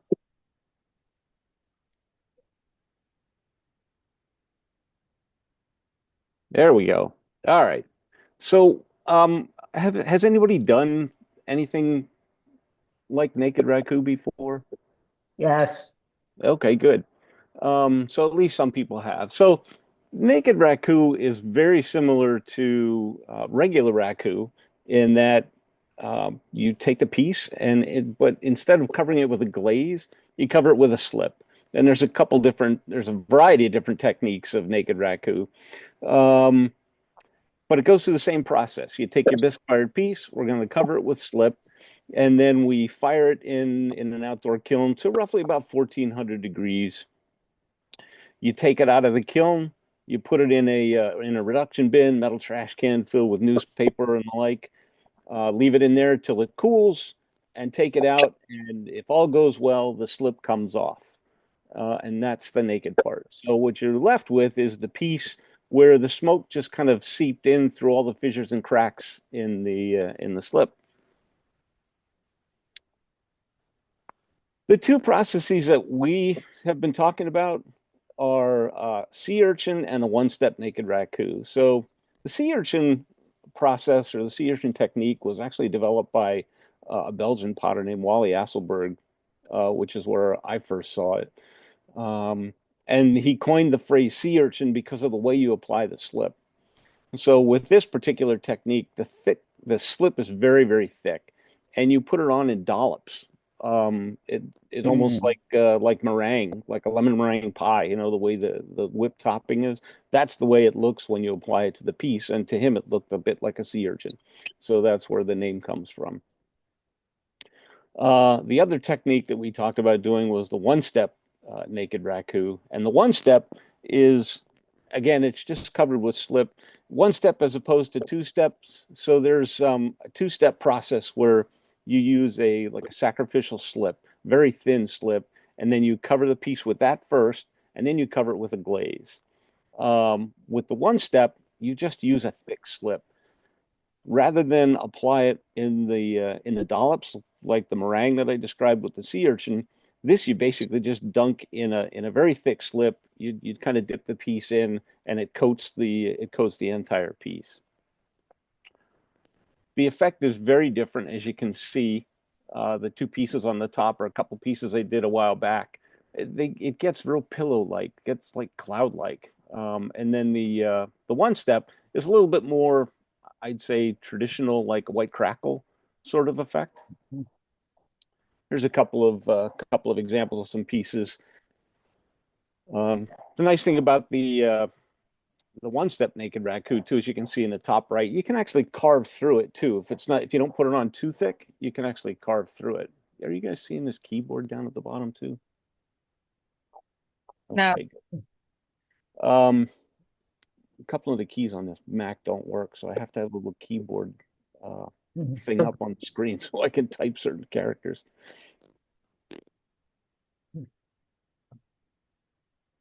Chris, Couple how other thick examples. does that go on, the one step? So the one step, it's for lack of a better description, it's like pancake batter. It's pretty thick, and it goes on. I'd say potentially up to like 1/8 of an inch or so once you have it on there. So carving through it's not much of a problem. No, it's not much of a problem. You want to do it when it's before it's bone dry. So when it's still a little bit soft to carve through it. And the reason for that is because again, the whole idea is that the slip comes off. And if you wait till it's bone dry and you try to start carving through it, it's entirely possible that you'll knock some of the slip off when you're doing it. There's a couple of pieces by some of the folks in the group. So how do you prepare the pieces? Primarily, so they need to be bisque fired. But prior to bisque firing, when you throw it on the wheel, you're going to burnish it. I tend to do an initial burnishing when it's on the wheel. After I've trimmed it, I use like a hard plastic rib. I like the Mud Tools, the blue hard rubber Mud Tools rib, or even a metal rib, just to kind of do a nice burnishing on it while it's still leather hard and on the wheel. It gives you a nice smooth surface. And then when it's bone dry, after it's dried a while and it's bone dry, this is when I do the final burnishing, and I'll actually show you that here coming up. If you've used Terra Sigillata before, I don't generally recommend it. I love using Terra Sig, but I use it primarily on my horsehair pieces and the aluminum foil sagger pieces. The reason for that is because at times you have to do a little bit of scraping to get the slip off. Like ideally it just falls right off, but there are times when it might take a little effort, a little scraping. And what I found is that the Terra Sig can scrape off with it too. Now with the one step, some folks have had varied success. A number of people in the group here use Terra Sig on the one step naked raccoon, and it's fine. Again, I don't generally recommend it because I have seen it flake off. I had a piece that was really nice and it was a really, really difficult shape to make. And the Terra Sig just flaked off like crazy. So the piece was essentially ruined. Chris, what kind of clay body do you use for Yeah, and when that's you're a good making pieces? question. So, Do you use a raku clay body? well, and that's a good question. I prefer a smooth white body that really doesn't have any grog in it. And again, because you're burnishing the surface, grog is really hard to burnish. I mean, grog is basically clay that's been fired and then ground up to a powder and added back into the clay. Okay. So it can be really hard to burnish clay, typical raccoon clay, because the grog's pretty heavy. Can you use it? Absolutely. The other thing with grog and groggy clay is that because the grog is already fired, it doesn't really take smoke quite the same way as the rest of the clay body does. So what you might see is these white speckles throughout the smoky areas. Now that's not necessarily a bad thing. It might be really cool. You might really like it, but that's why I tend not to use groggy clays. So basically any clay body that you know that can withstand the thermal shock, and I have some coming up on another slide. Standard 182 is one that I use regularly with the folks at school.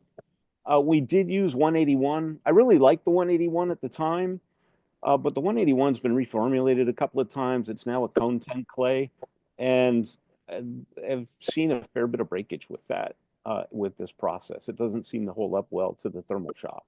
Have you tried any B mix? Folks have used B-Mix with some good success, yes. Okay, okay.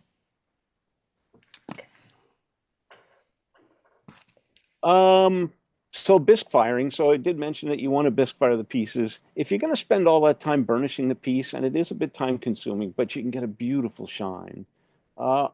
Would say don't bisque fire above cone 010. If you go much above 010, you tend to lose that shine. It'll still be nice and smooth. So you can put like a paste wax on it or something after it's done, and it'll have a nice sheen to it. But if you take it much above cone 010, you tend to lose the shine. And if you spent all that time burnishing, you might not want to do that.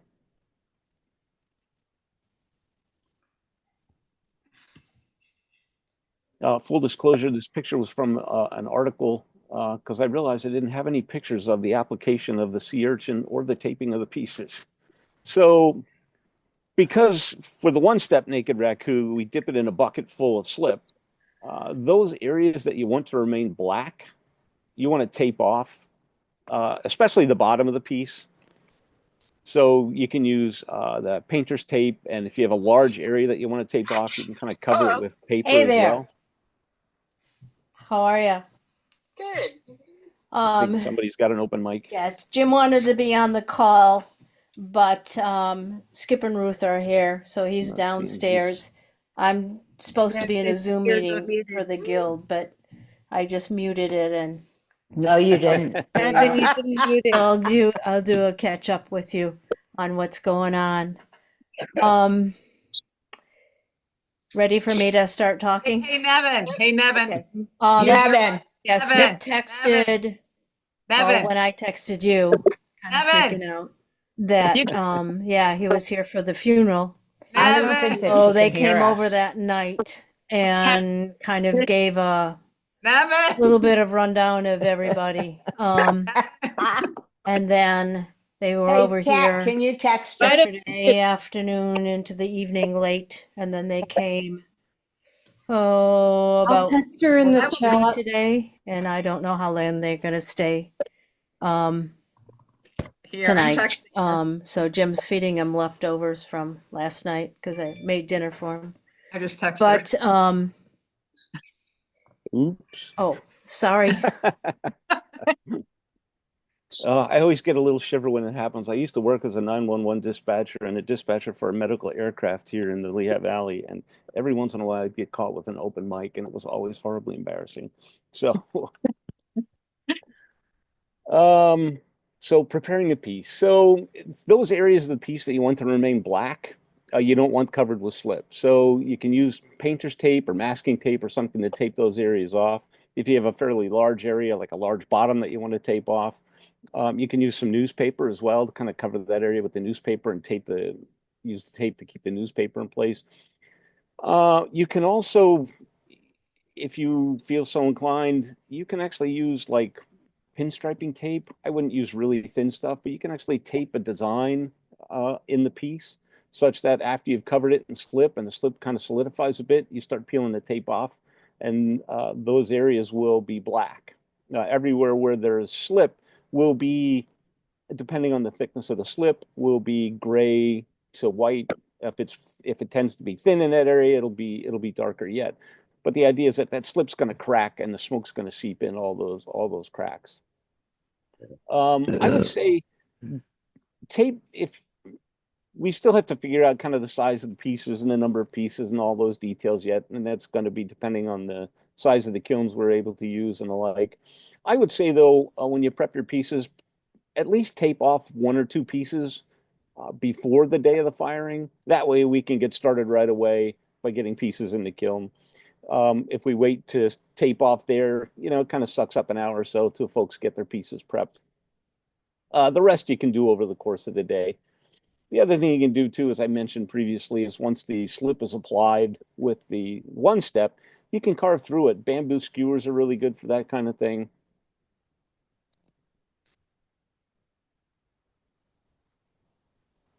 So here's an example. Again, full disclosure, these were photos from an article. But you can see So this is are we supposed to have the pots all slipped, or are we No, going so to do it bare? Good question. We're going to do that at the workshop. So Okay. we'll have both slips ready, and you'll do them there. In fact, the slip, You don't want to put it on too early. Right, it's going to fall off. Because it's easily going to break off and fall off. In fact, there's times it doesn't even make it from the table to the kiln, and you might having to reapply it. But yeah, good question.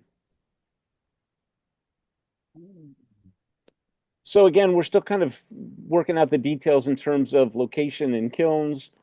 For now, I would say kind of keep your pieces, part of my slides covered up. So somewhere around no more than 10 to 12 inches high, no more than about 8 inches wide. If it turns out that we have some larger kilns, we'll send out more details on this as we get a little bit closer. But how wide did you say? I'd say roughly 8 inches. Okay. And I'm using that as a guide.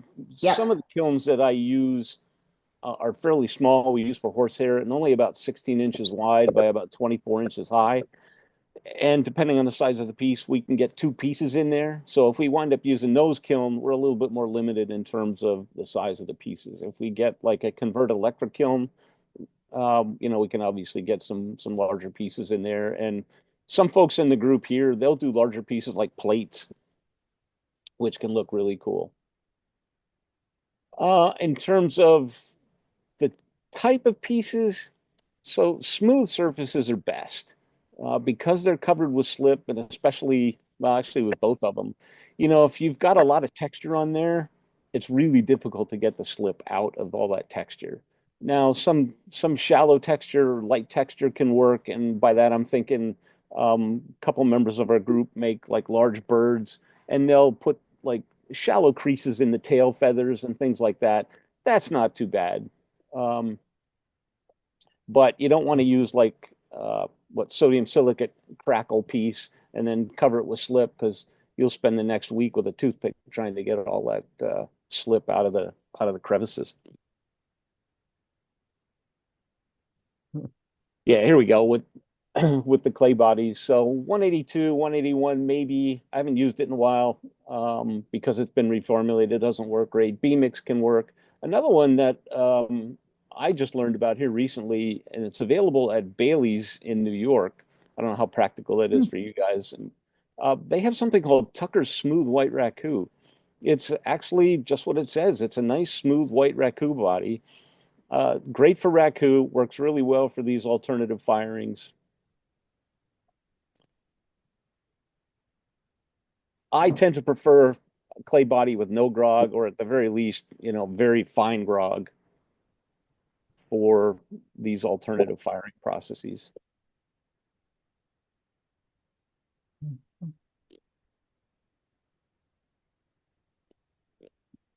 Any questions on any of that so far?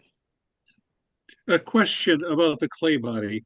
Yes. Porcelain, is that unrealistic or can it be used? No, that's not unrealistic. I can say that I've never used it, but I know people do. And I'm not sure which porcelains they use, if they're using a cone 6 porcelain, if they're using a real cone 10 porcelain, but I do know folks use porcelain clay bodies. Chris, do they have to make specific types of shapes for taking the pieces in and out of the kiln? Good question. I forgot to mention that. So because the piece is covered with slip, we have to be able to pick it up with tongs without knocking all the slip off. So shapes that you can pick up either by putting the tongs on the inside, like a vase or some sort of an urn, or a shape like that is fine. If you've got a long neck piece, as long as there's a flange at the top that we can kind of get the tongs underneath that flange, that we can lift it up. Because again, you're going to cover this thing with slip, so there's got to be a way to pick the piece up without knocking all the slip off. Now, that said, there will be some pieces of slip that will fall off from the time we take it out of the kiln till the time we get it in the reduction bin, but that can actually look pretty good too. And like I mentioned, some of the folks in the group that I belong to, they make these really cool animal shapes, birds and the like, and they cover the whole thing with slip, and we managed to get them picked up. We managed to get them in the bins, but it can be a little tricky. So shapes that you can pick up with a set of tongs without knocking all the slip off. And again, you don't have to cover the whole piece with slip. They look really good too. You know, a tall vase with just the base of it covered with slip, and then the rest of the top all black can look really nice. Yeah, thanks, Robin. I wanted to mention that and forgot. Any other questions? So things to bring, things we'll need, and we'll add to this list over the course of time, and I'll get you more details and something you can print out and a more complete list. But right off the bat, leather gloves, tongs. We're going to need metal trash cans for reduction bins. Generally, only one piece at a time. So depending on the size of your piece, you know, that'll kind of guide the size of the metal trash can that you might use. Old towels are nice. Our group tends to soak towels in water, and then once we get the pieces in the reduction bin, cover the reduction bins with the towels. Of course, put the lid on the reduction bin, and then cover the whole thing with the wet towels. Just tends to keep the smoke in a little bit better, prevents the smoke from escaping. Newspaper. Newspaper is getting rare. It's getting harder to find. I would avoid shredded paper from your home shredder. I know some folks like to use shredded paper. The reason for that is because of those little cellophane windows in the envelopes. You don't want plastic in the paper. So, I mean, if you have like paper that came from a paper factory that was shredded and you know it's just all paper, that's fine. But I tend to avoid shredded paper because I don't like those little cellophane windows. The plastic will melt onto the piece. Um, Pine chips, you can use pine chips, really any combustible like you would use for raku. Pine chips can be a little messy though because of the pine tar as you know as the cans get all coated with black on the inside. That pine tar can start getting on the pieces themselves, and that can be really tough to get off. So I, we'll use what we can. I prefer newspaper, but anything combustible can work. The other thing we'll use is, or we could use is a large metal basin, a large metal tub of some sort. After the pieces come out of the reduction bin, the slip that doesn't come off, we'll tend to put them in like a large metal tub filled with water. They can sit in there for a little bit and soak, and then we'll use like old credit cards. You know, so if you travel, room key cards, things like that, work really great for scraping off the leftover slip that's on the piece. I would avoid using things like knives. I remember one of the first times our group did this. Everybody was so excited, and they grabbed these little pointy knives to start scraping the slip off, and all it does is scratch the heck out of the pots. So something soft like old credit cards. Again, if you travel, hotel room key cards are great. Old gift cards, things like that. And green kitchen scrubbies. Green kitchen scrubbies are great for pottery. After you've scraped all the bigger chunks, you can oftentimes see, especially with the sea urchin, between the dollops, you can see just a real fine line of slip that's still adhered to the pot. And the green kitchen scrubbies work really good for removing that. Proper clothes, no shorts, wear long pants, long sleeves, you know, mostly common sense stuff. No sandals or open-toed shoes, that kind of thing. A folding chair, something to sit on between firings. And as we come up with more items to add to the list, we'll be sure to send that out. Any questions on or any suggestions of things that I already forgot to mention on this list? What a nice thing to do in the fall, though. I Oh, think it's it's a great great. time of year to do it.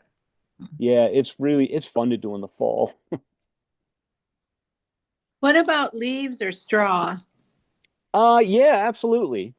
We can use leaves or straw, either one. I've never used straw, but I have used leaves before. Do you get different types of color from, do you get blacker blacks or? Honestly, I haven't noticed anything different, which is why I kind of settled on newspaper. It's easy. Well, it was when newspaper was plentiful. Um, We have 6 months to gather newspaper, huh? yeah, exactly. We've got plenty of time. When you're doing regular raku, sometimes the different combustibles can make a difference. The leaves can maybe make a difference. I know pine needles are pretty neat because they leave a little texture on the bottom of the glazes, but I haven't really seen much difference in terms of the naked raku.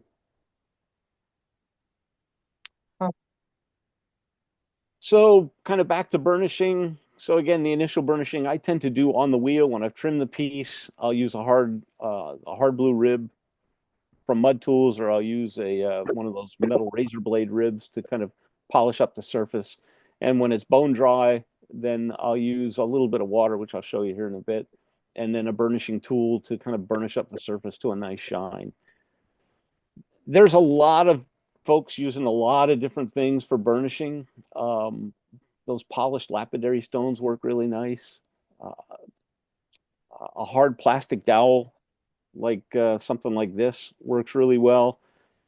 You can use a metal spoon, like a metal kitchen spoon. I have a jeweler's burnishing tool, which is really great for getting into some of these little tight corners if you have like a nice lip or something on the surface or on the edge of the pot. But you'll notice I have an asterisk next to the jeweler's burnishing tool and the spoon. When I'm doing my horsehair or even the naked raccoons, I like the contrast of the white and the black. And the one thing I've noticed with some of these, with the metal tools, like the burnishing tools, is they can transfer iron onto the clay as you're burnishing. So what you'll see when you take it out of the bisque kiln is you might get these hues of red and hues of pinks where it transferred that iron from the tool. It's not necessarily a bad thing, but again, I like the contrast, the white and black contrast, so I'm not looking for the pink. Just know, I mean, these tools work great, but you might get some iron transfer. So if that matters to you, then I would stick with something like a hard plastic dowel or a nice polished stone. I've even seen folks use those little light bulbs, those little short elongated light bulbs. I don't know how they use them, but I know they do. I would never try it, but your mileage may vary.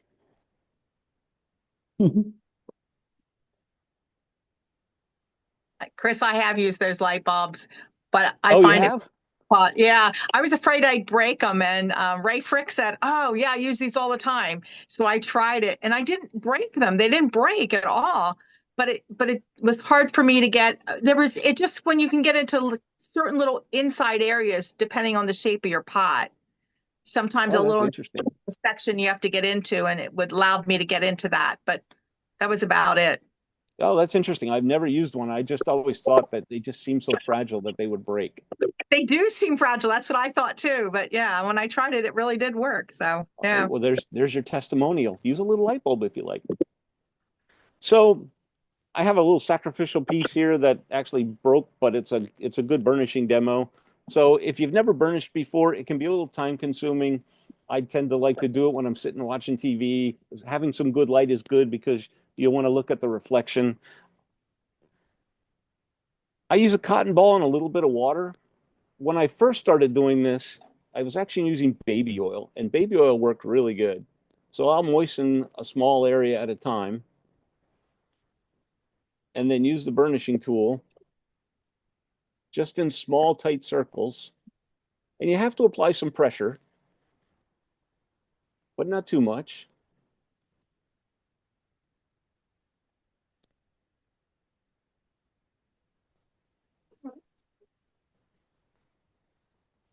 And I generally do small areas at a time. I don't know if you can see that, but it's starting to get a pretty decent shine on that. Oh, it is. Yeah. And while we were talking earlier, I was burnishing this part of it here. Oh yeah. So you can get a mirror shine by burnishing. It's time consuming, but it's pretty rewarding. It's really nice. It's really nice. Then when the pieces are done, you don't really have to do anything to them. You can, if you want, you can put a little like paste wax or something on them. But as long as you don't bisque fire much above 010, you'll keep that shine. I have some folks in my pottery classes that I showed them how to burnish first because I knew as soon as I showed them how to do terracige, they'd never burnish again because terracige gives you a really beautiful, nice buttery shine. But to my surprise, I've got at least two of the people in my class don't want anything to do with terracige. They will sit for hours and burnish and burnish and burnish. And the pieces are spectacular. How they get that mirror shine is beyond me. I mean, I get a good shine, but theirs is incredible. So that's burnishing. Any questions? Robin, anything I forgot? Anybody that's done it before that can think of something that is worth mentioning that I didn't? So if you don't have enough patience and or are able to burnish, when it comes out of the kiln, you can wax. Yes, you can. And even if you don't want to sit and burnish like I just showed you, again, using a hard rubber rib or the metal rib, once you've trimmed the piece, you'll get a really nice surface on your piece. It will tend to get dull as the piece dries, though. So it might be nice and shiny when it's on the wheel and still somewhat leather hard, but that shine will go away. Mind you, it'll still be nice and smooth. You can put a little paste wax on it after we're done with the process, and it'll look fantastic. And can you tell them why you don't use baby oil anymore? Yeah, because my kiln is in the basement of my house, and baby oil tends to smoke when you fire it. So if your kiln is in a studio someplace and it doesn't matter, I actually like baby oil because it I don't know if it like lubricates a little bit better or what, but it works out really well, but it does smoke when you fire the pieces. And why do you do small sections at a time?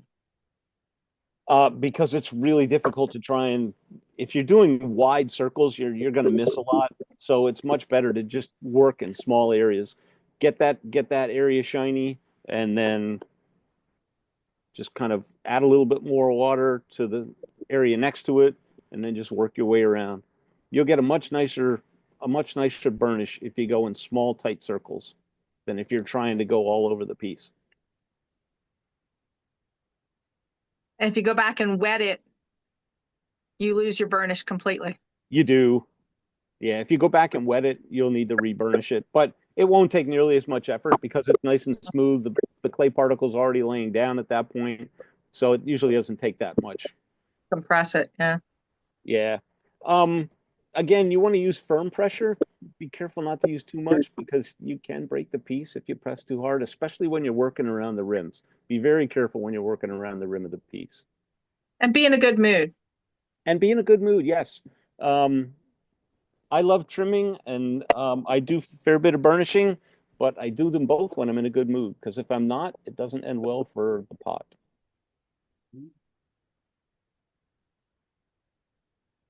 I have a piece here that Chris, I don't know if I can show it.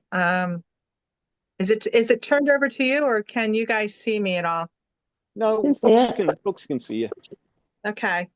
So this piece, Chris, do you remember this piece? I do. Chris, can you take down the PowerPoint? Yeah, thank you. Is that still up? Am I still sharing? Yeah. Yes. Yeah. Because then we can see the pictures bigger. Yes. I apologize. I didn't realize I was still sharing. Okay, why is it? On my end, it doesn't look like it's.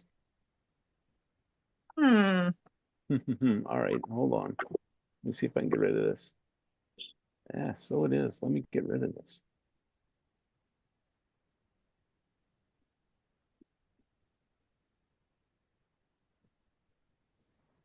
Sorry about that. It's even telling me my screen sharing is paused. Right, but you have to turn it off, I think.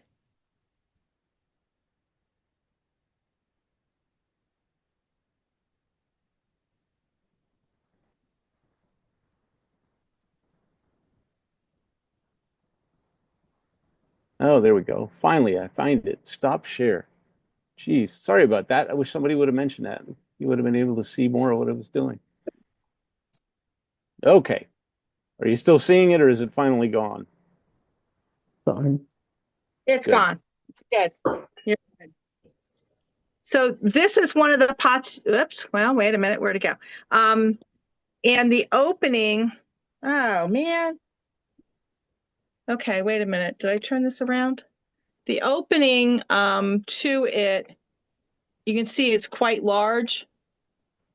So it's easy to get the tongs in and out to pick the piece up. It wouldn't probably have to be that large, but that was one of them. And this is a piece that was taped around the top. And then it was also graffitoed after it was slipped. So you can see, Wow.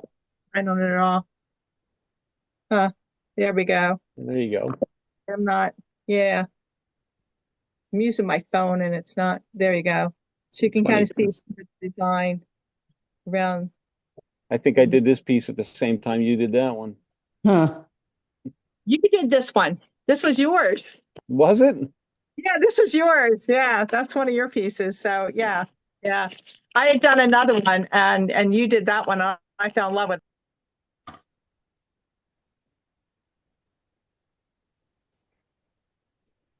Well, there you have it. So that was pretty much what I wanted to give you an overview for. As we get closer, more details will come out, in terms of location, kilns we'll have, so that'll better guide us in terms of the number and the size of pieces. And I'll put together a handout or something that we can print out ahead of time with the clay recipes or the slip recipes and the like. Any questions? Anything at all? Thank Okay, you. that's all I have. Yeah, thanks so much, Chris. You're very welcome. Thank you for having me. Yeah, I think it's going to be a great workshop.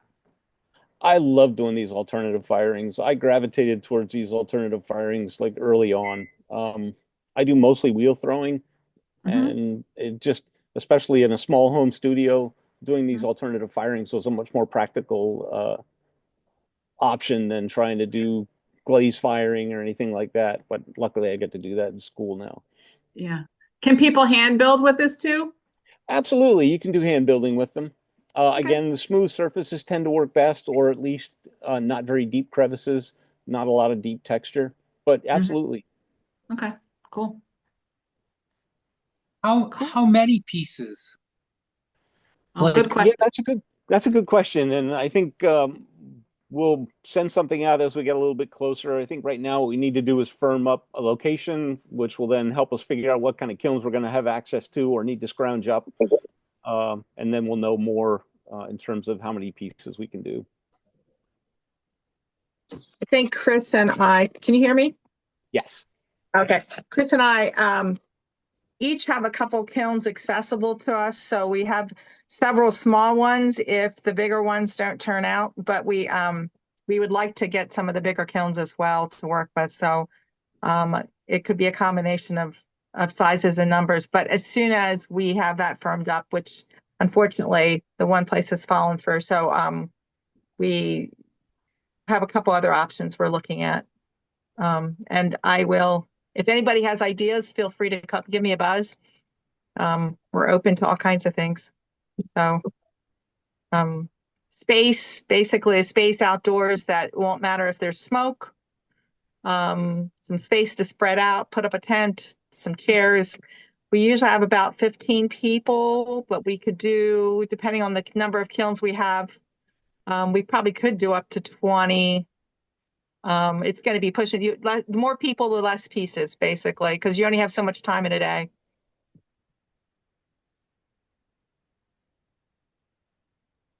Cool. okay, I'll talk to you tomorrow, Robin.